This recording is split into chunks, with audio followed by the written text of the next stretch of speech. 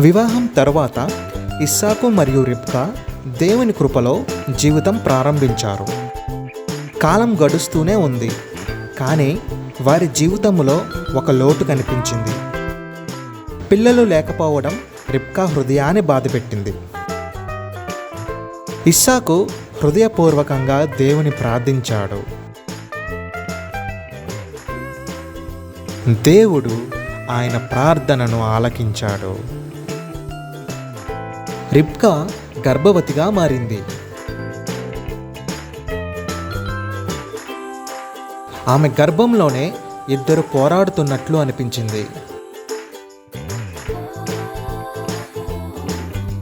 మొదటిగా ఏశావు జన్మించాడు, తర్వాత యాకోబు జన్మించాడు.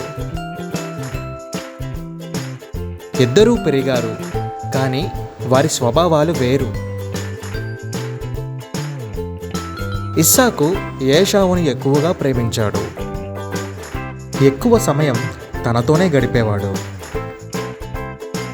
రిబ్కా యాకోబుని ఎక్కువగా ఇష్టపడింది. ఒకరోజు ఏశావు వేట నుండి అలసటతో తిరిగి వచ్చాడు.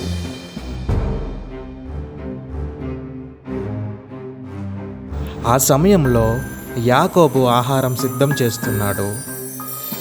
ఆకలితో ఏశావు ఆ ఆహారం కోసం అడిగాడు. యాకోబు తన హక్కు కోసం ఒక ఒప్పందం పెట్టాడు. ఆకలి కోసం ఏశావు తన హక్కును వదిలేశాడు. ఒకరోజు ఇస్సాకు ఏశావును వేటమాంసం తీసుకురమని పంపించాడు. అతను వచ్చాక ఆశీర్వదించాలనుకుంటాడు. ఈ మాటలు రిబ్కా వింటుంది.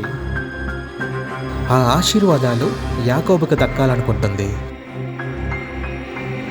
వెంటనే తన చిన్న కుమారుడైన యాకోబుని పిలిచి ఒక ఉపాయం ఆలోచిస్తుంది. యాకోబు తన అన్నలాగా కనిపించడానికి వేషం వేసుకున్నాడు. ఇస్సాకు తెలియకుండానే యాకోబుని ఆశీర్వదించాడు. కొంతసేపటికి ఏశావు వచ్చి తన ఆశీర్వాదం గురించి అడిగాడు. నిజం తెలిసినప్పుడు ఏశావు బాధతో నిండిపోయాడు. యాకోబు అక్కడి నుండి పారిపోయాడు.